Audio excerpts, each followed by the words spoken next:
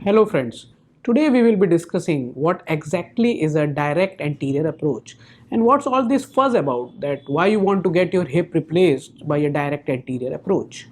So hip replacement has gone through multiple cycles. पहले हम जो है hip replacement multiple methods से करते थे, multiple approaches से करते थे.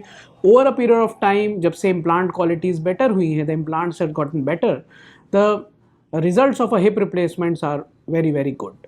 इन हिप रिप्लेसमेंट मेनली जॉइंट की रीसर्फेसिंग होती है. एक हिप जॉइंट में एक साइड फीमर होता है, एक साइड एसिटाबुलम होता है, and you replace both of them. But the thing is कि जब भी आपको कोई हिप जॉइंट रिप्लेस करना है, so you need to reach the hip joint. Now there are various ways of doing a hip replacement. पहले से बहुत समय से हम लोग posterior approach, lateral approaches use कर रहे हैं, लेकिन इन सारे अप्रोचेस के साथ जो प्रॉब्लम है वो ये है कि आपको इसके अंदर अपनी मसल्स को कट करना होता है. तो for any movement there is attachment of the muscles on the bone. So what happens is that in these cases you have to cut the muscles and then you reattach it.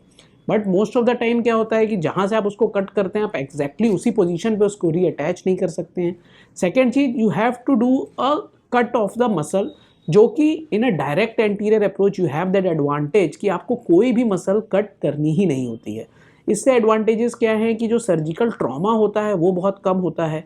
Again in a posterior approach जो skin incision होता है वो हमारा posterior aspect of leg पे होता है.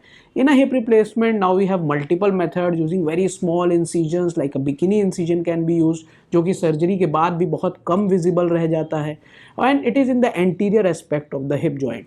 सो once you are not cutting any muscles, the trauma is less, the pain is less, and in a direct anterior approach the recovery is little bit faster as compared to the posterior approaches. Conventionally maximum surgeons posterior approach से hip replacement करते हैं. Direct anterior approach recently fair advance है because इसके अंदर आपको कुछ special instrument की ज़रूरत होती है, ऐसे सर्जन की भी ज़रूरत है जो स्पेशली इसी में ट्रेंड है. Somebody who is trained in this will do a much better job. Now direct hip replacement करने के भी मल्टीपल जो है मेथड्स हैं, in which one is using the conventional operating table जो हम लोग यूज़ करते हैं, और using a traction table. Traction table के एडवांटेजेस हैं कि आप लेग की पोजीशन मल्टीपल पोजीशंस में ले जा सकते हैं. अनदर थिंग इज़ कि अगर किसी की फीमर के अंदर पहले से ही कोई बोइंग है या फिर कोई डिफॉर्मिटी है, उसको भी आप टैकल बहुत अच्छे से कर सकते हैं if you are using a traction table. So the basic advantages of doing a direct anterior is that you don't cut any muscles, the recovery is faster, the skin incision is smaller. So it's a true MIS procedure जिसकी वजह से आपकी जो recovery होती है वो बहुत fast होती है, and most of the daily activities you are able to do. Again इसके अंदर बिकॉज एनी मसल्स नहीं कट होती हैं, तो stability overall of the hip is also found to be better as compare to a posterior approach.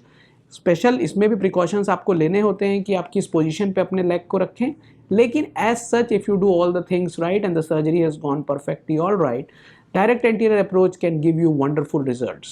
So you should definitely consult your doctor regarding this approach also, that when to do a direct anterior and when not to do that. There are few indications for that कि कब आप कर सकते हैं कब नहीं, लेकिन अगर आपकी प्रॉपर चॉइस है, प्रॉपर सर्जन है, प्रॉपर इम्प्लांट है, then you will get a wonderful hip after your hip replacement and you will be able to do most of the activities of daily living.